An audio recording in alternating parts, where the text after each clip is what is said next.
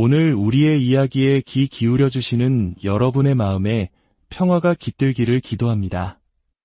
만약 이 이야기가 누군가에게 작은 위로와 깨달음을 줄 수 있다고 생각되신다면 그분에게 공유해 주세요. 여러분의 좋아요와 구독은 저희가 더 좋은 이야기를 만드는데 큰 힘이 됩니다. 여러분의 선한 나눔이 축복으로 돌아가기를 바랍니다.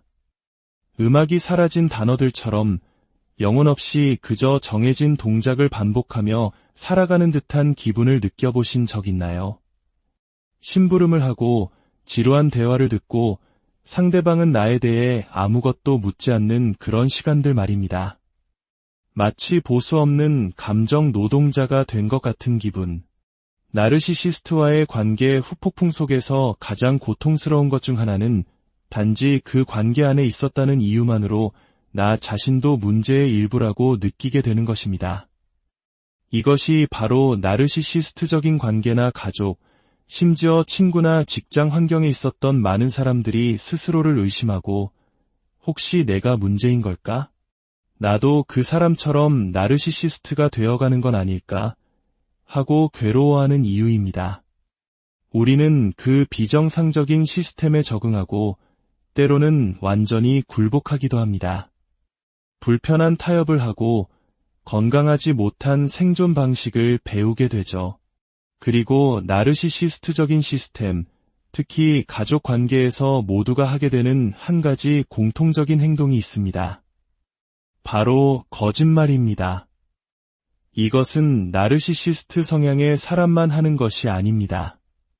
그 안에 있는 모두가 거짓말을 하게 됩니다. 이 문제를 함께 깊이 들여다보겠습니다. 먼저 나르시시스트, 즉 자기중심적이고 적대적이며 조종에 능한 사람들은 거짓말을 합니다. 이것은 그들의 성격 스타일에 내장된 기본값과 같습니다. 속이고 진실을 왜곡하며 현실을 부정하는 것. 나르시시즘 시스템의 토대 자체가 거짓 위에 세워져 있다고 해도 과언이 아닙니다. 그들은 세상에 좋게 보이기 위해 자신의 잘못을 숨기기 위해 자신에게 유리한 현실 버전을 유지하기 위해 거짓말을 합니다. 다른 사람을 통제하고 권력을 유지하기 위해서 그리고 자신이 저지른 잘못을 그냥 넘어갈 특권이 있다고 믿기 때문에 거짓말을 하죠. 그들은 세상 사람들의 눈에 무엇이 옳고 좋아 보이는지 알기 때문에 거짓말을 통해 그 이미지를 지키려 합니다. 우리는 완벽하고 특별하다는 망상적인 현실을 유지하기 위해 거짓말은 현상 유지를 위한 필수 도구가 됩니다. 거짓말은 그들에게 너무나 자연스러운 일입니다. 자주 하기 때문에 능숙하고 거짓말을 통해 얻는 것을 누릴 자격이 있다고 느끼기 때문에 죄책감도 거의 느끼지 않습니다. 물론 사이코패스처럼 땀 한 방울 흘리지 않고 태연하게 거짓말을 하는 수준은 아닐 수도 있습니다. 나르시시스트에게는 약간의 죄책감이 남아있어 만약 당신이 그들의 눈빛, 몸짓 같은 미세한 신호를 읽는 법을 배운다면 그들이 거짓말할 때의 패턴을 시간이 지나면서 파악할 수 있을 겁니다. 하지만 당신이 그들의 거짓말을 간파한다고 해도 상황은 달라지지 않습니다. 당신이 거짓말을 지적하면 그들은 오히려 당신을 이상한 사람으로 몰아가는 가스라이팅을 할 것입니다. 결국 그들의 거짓말을 바로잡을 방법은 사실상 없습니다. 하지만 오늘 이야기의 핵심은 이것입니다. 그 시스템 안에서는 모두가 거짓말을 한다는 것. 벗어날 수 없는 나르시시스트적 시스템 안에 갇혀 있다면 거의 모든 사람이 거짓말을 해야만 합니다. 바로 당신, 그리고 우리 모두가 말이죠. 그리고 바로 이 지점이 우리의 머리를 복잡하게 만들고 우리 자신을 갉아먹기 시작합니다. 거짓말을 하는 것은 결코 기분 좋은 일이 아니기 때문입니다. 우리는 본래 거짓말쟁이가 아닐지라도 그 시스템 안에서는 생존을 위해 어쩔 수 없이 거짓말을 하게 됩니다. 아마 어린 시절 당신은 정면으로 부딪혀 자신의 필요를 채우려 했거나 솔직하게 소통하려고 시도했을 겁니다. 혹은 성인이 되어 맺은 관계에서도 마찬가지였겠죠. 하지만 나르시시스트에게 직접적으로 무언가를 요구하면 분노와 비난만이 돌아왔을 겁니다. 나쁘다, 욕심이 많다, 이기적이다 라는 낙인이 찍혔을 겁니다. 그래서 당신은 뒷문을 이용하는 법을 배우게 됩니다. 나르시시스트가 동의할 만한 방식으로 무언가를 요청하는 법을 터득하게 되죠. 그들이 원하는 모임에 가기 싫은 진짜 이유를 말하지 못하고 당신이 어디에 있는지, 무엇을 하고 있는지에 대해 진실을 말할 수 없게 됩니다. 어쩌면 당신은 이것이 거짓말이 아니라고 생각할지도 모릅니다. 그저 상황을 교묘하게 다루는 것이라고 어려운 이야기를 꺼내야 할 때 나르시시스트의 기분을 좋게 해주거나 그들이 신뢰하는 다른 사람을 통해 원하는 것을 요청하는 것이라고 합리화할 수도 있습니다.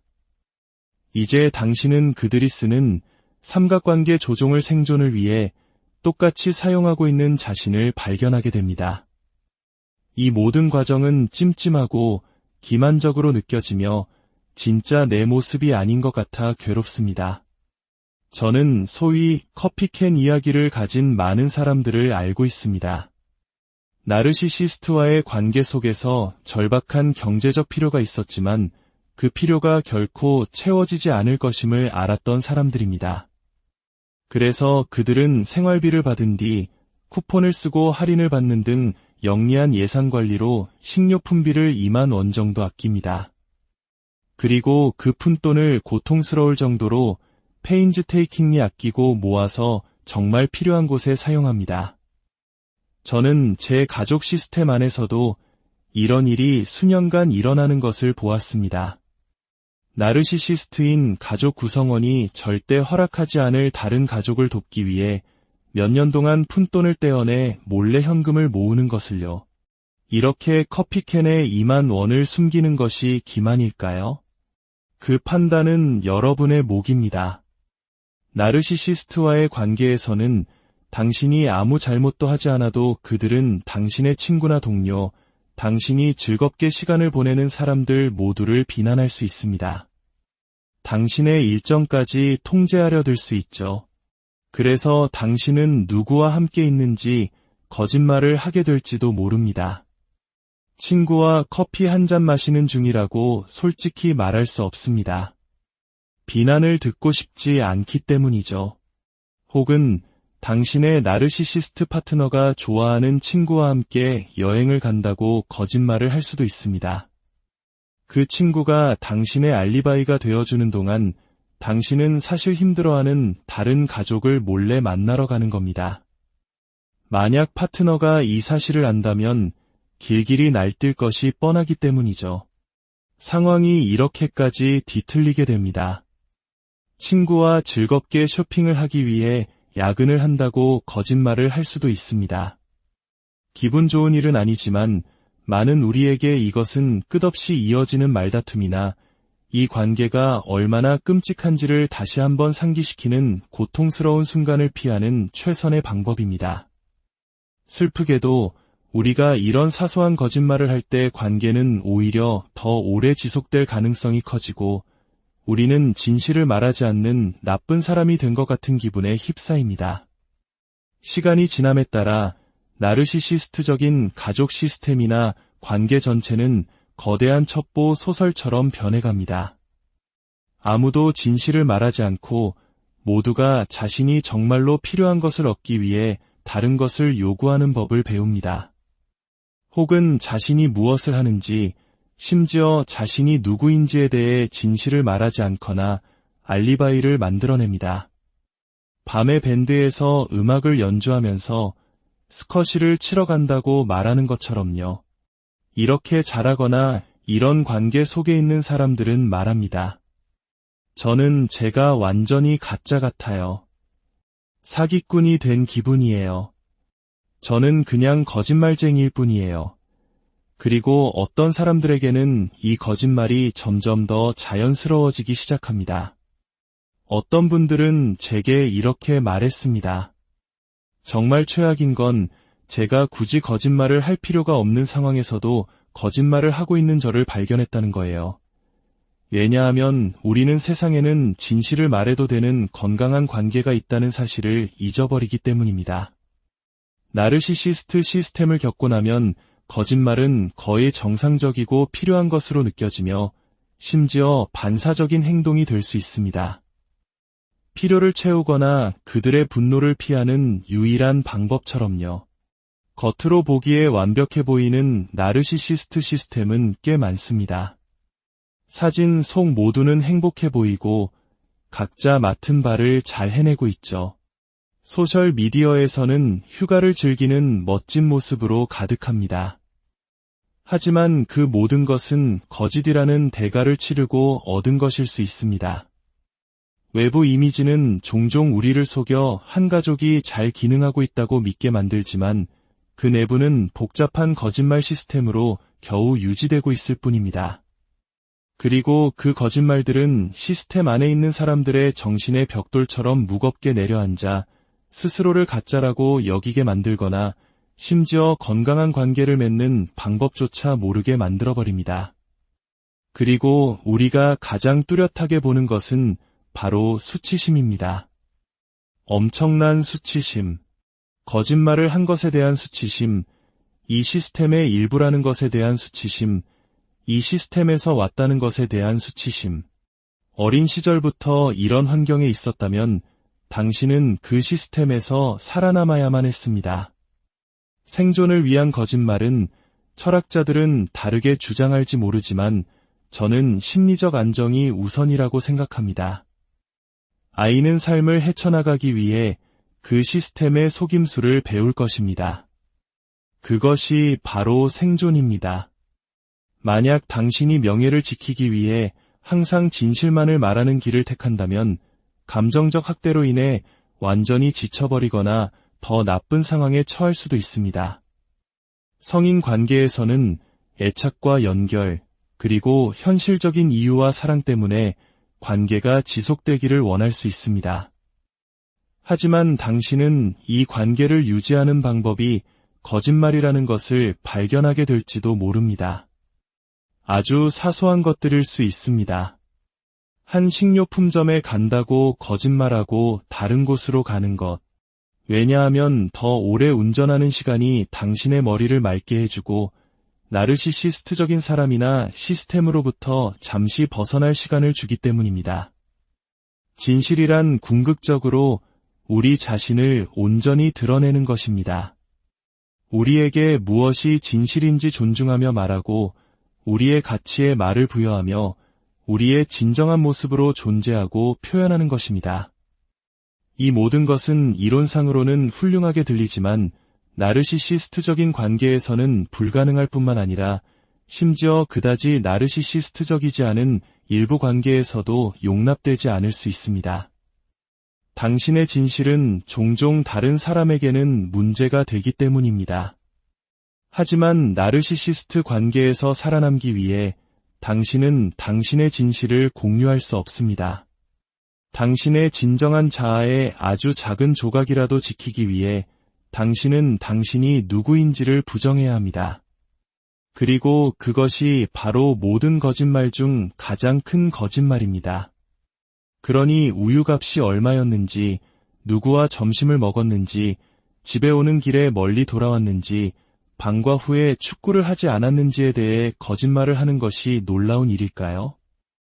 우리가 나르시시스트 관계를 유지하기 위해 필수적이라고 생각하는 그 그림자 같은 반쪽의 진실과 반쪽의 거짓말들. 이 패턴은 당신을 수치심으로 가득 채우고 당신의 행동이 주변의 나르시시스트나 유해한 사람들만큼 나쁜 것은 아닌지 의문을 갖게 만듭니다. 하지만 이것은 당신의 정체성이 거짓말쟁이라는 것을 의미하지 않습니다. 이것은 당신이 불가능한 일을 시도하고 있다는 것을 의미합니다. 바로 나르시시스트 시스템 안에서 존재하고 당신의 필요를 충족시키려는 시도 말입니다. 관계에서 진정한 자신이 되지 못하는 것, 그것은 궁극적인 기만입니다.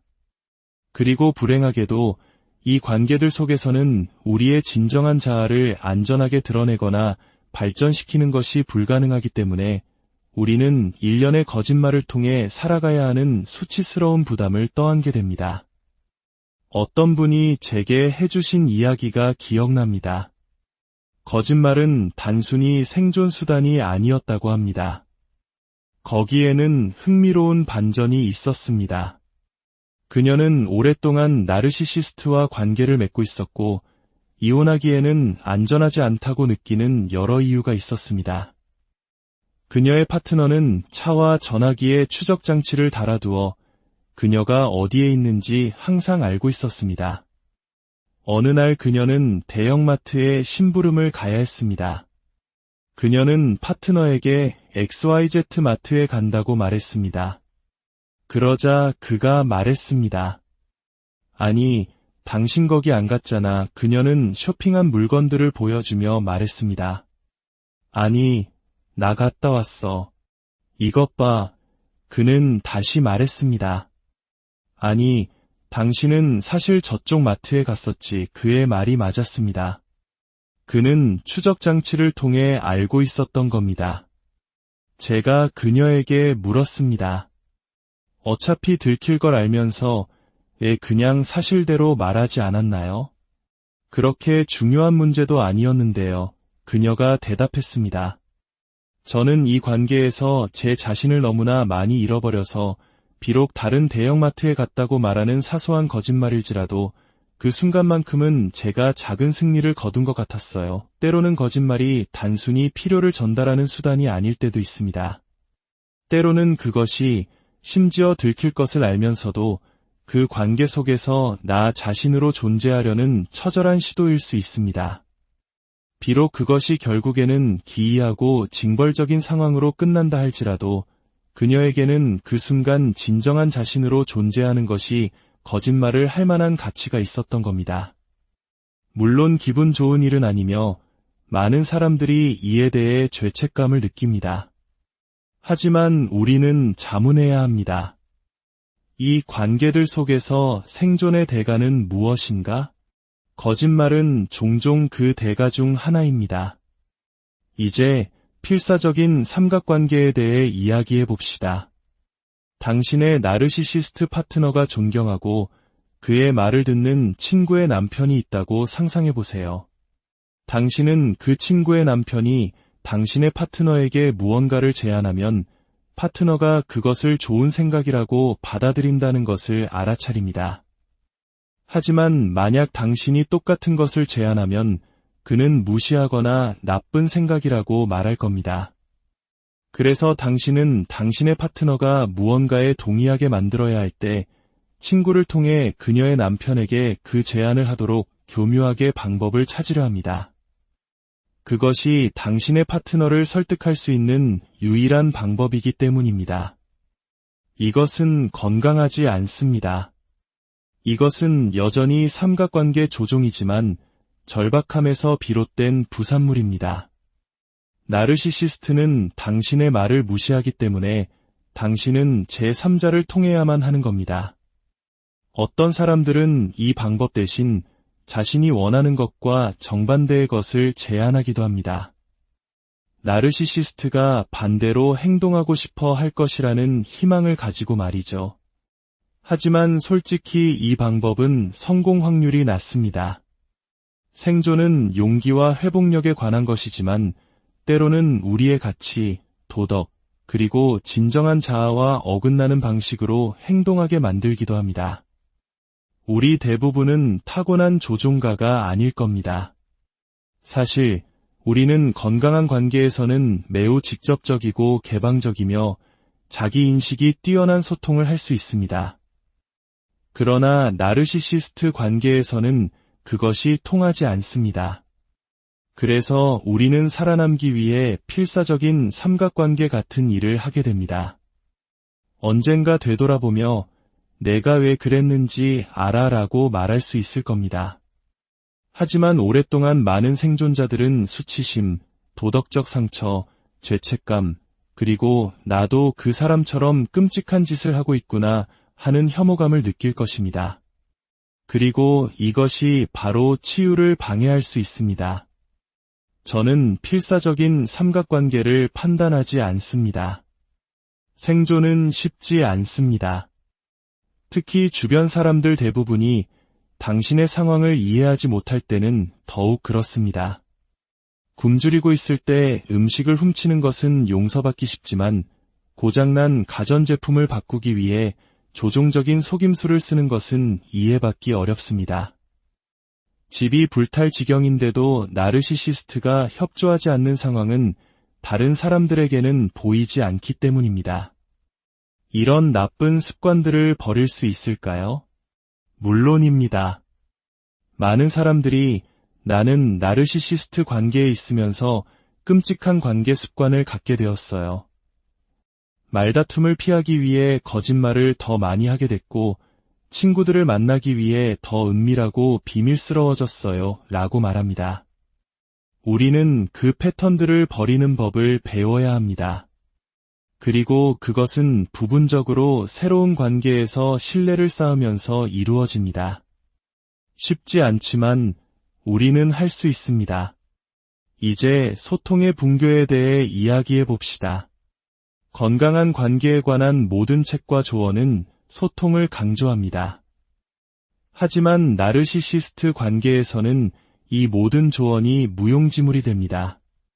소통은 두 명의 건강하고 자기 인식이 있으며 잘 조절되고 적대적이지 않은 사람들 사이에서만 작동하는 근본적인 진실을 외면하고 있기 때문입니다. 그 외의 경우에는 소용없는 조언일 뿐입니다. 나르시시스트 관계에서 우리는 공유하지 않는 법을 배웁니다. 감정을 나누지 않고 직접적으로 소통하지 않는 법을 배웁니다. 우리가 선택하는 모든 단어 하나하나에 집착하게 됩니다. 그들이 사소한 의미론적 문제로 우리를 공격할 것이기 때문입니다. 우리는 뒷감당이 너무 피곤해서 많은 것을 숨깁니다. 모든 것을 다 듣다가는 매일 상처받고 무너질 것이기 때문에 우리는 감정의 스위치를 끄는 법을 배웁니다. 이런 관계 속에서 우리는 건강하게 말하고 건강하게 듣는, 즉 모든 종류의 건강한 소통으로부터 단절됩니다. 어떤 사람들은 나르시시스트 관계를 겪은 후 다른 사람들과 대화하는 것조차 어렵다고 느낍니다. 어떤 사람은 마침내 건강한 사람들과 함께할 기회가 생겼을 때 너무 오랫동안 자신의 말을 들어주는 사람이 없었기 때문에 지나치게 많이 말하게 됩니다. 또 다른 사람들은 다른 사람들과 대화할 때 매우 위축되거나 심지어 사람들과 대화하는 법을 잊어버린 것처럼 깊은 사회적 어색함을 느낍니다. 우리의 소통 기술은 엉망이 됩니다. 신뢰는 바닥으로 떨어지고 다른 사람들이 하는 말을 액면 그대로 받아들이기 어려워집니다. 나르시시스트 관계를 겪은 후 많은 사람들은 자신의 생각의 흐름을 유지하기 위해 모든 것을 적어두고 싶어하는 강박적인 충동을 느끼거나 대화에 대한 자신의 기억조차 믿지 못하게 될 수 있습니다. 소통이 효과가 없다고 느끼는 것은 그 관계들 속에서 실제로 효과가 없었기 때문입니다.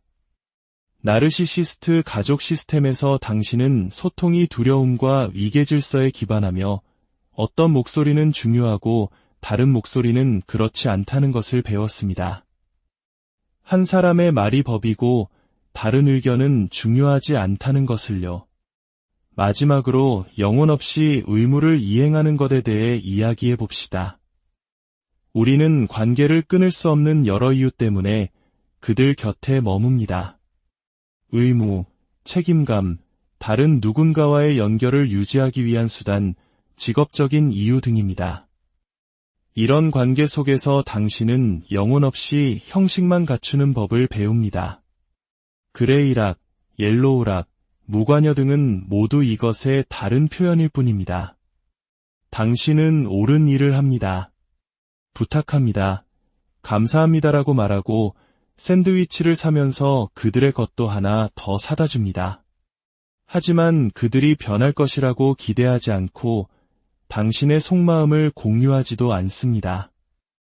이것은 본질적으로 감정이 모두 빠져나간 상태로 관계에 참여하는 것과 같습니다. 당신은 정말로 신경 쓰지 않지만 책임감 때문에 혹은 당신이 원하는 다른 무언가 때문에 그 일을 합니다. 날씨와 같은 피상적인 것에 대해 이야기하고 그들이 백관공에게 사기당한 이야기에 귀를 기울여줍니다. 하지만 당신의 이야기는 하지 않습니다. 슬프게도 이것이 이 관계들이 작동하는 유일한 방법입니다. 우리 대부분은 모든 나쁜 관계를 끊어버릴 수 있는 사치를 누리며 살지 않기 때문입니다. 하지만 여기에는 대가가 따릅니다. 영혼 없는 관계에 보내는 시간이 길어질수록 그것은 본질적으로 가벼운 해리 상태 속에서 사는 것과 같습니다. 음악 없는 단어들, 영혼 없는 움직임, 당신에 대해 아무것도 묻지 않는 지루한 대화. 시간이 지나면서 당신은 무감각해지고 고갈되며 무관심해지고 슬퍼질 수 있습니다. 결국에는 공허하고 단절된 느낌을 받을 수도 있습니다. 그렇기 때문에 몇 개의 건강한 관계를 갖는 것이 매우 중요합니다. 상호적이고 당신이 존중받고 가치 있게 여겨지며 들을 가치가 있다고 느끼는 관계, 당신의 이야기를 하고 당신 자신일 수 있는 관계, 당신의 삶에 그런 공간이 있다면 영혼 없는 의무이행을 견딜 만하게 만들 수 있습니다. 당신은 그것을 맥락 안에서 볼 수 있게 됩니다. 그것이 당신의 본 모습이 아니라 생존 전략이라는 것을 인식하게 됩니다. 만약 당신이 영혼 없이 의무를 이행하고 있다면 그것이 전략적이고 당신의 눈을 뜨게 하는 것임을 기억하세요. 나는 이 관계에 최선을 다하고 있지는 않지만 품이 있는 인간으로 행동하는 것을 멈추지 않을 것이다. 왜냐하면 그것이 바로 나 자신이니까 라고 스스로에게 말해주세요. 이것은 당신이 더 이상 그들이 변하거나 나아질 것을 기대하지 않는다는 것을 의미합니다. 그리고 그것은 그들의 이기심과 변덕에도 불구하고 안정된 환경을 유지하는 방법이 됩니다. 혹은 당신의 아이들처럼 강한 목소리를 낼 수 없는 환경 속 다른 사람들을 보호하는 방법이기도 합니다. 수년간 나르시시스트와 관계를 맺고 그것이 변할 수 있다고 믿었던 후에 영혼 없이 의무를 이행하는 것은 분명 개선된 방법입니다. 하지만 그것은 여전히 당신에게 큰 타격을 줍니다. 궁극적인 승리는 우리 삶에 이런 관계가 없는 것이겠지만 우리는 그런 세상에 살고 있지 않습니다. 다만 이 전략이 당신에게 어떤 영향을 미치는지 인식하고 그것이 온전한 수용이라는 더 큰 그림의 일부임을 기억하는 것이 중요합니다. 당신은 혼자가 아닙니다. 당신의 생존 방식은 당신의 나약함이 아니라 불가능한 상황을 견뎌낸 당신의 강인함의 증거입니다. 자신에게 연민을 갖고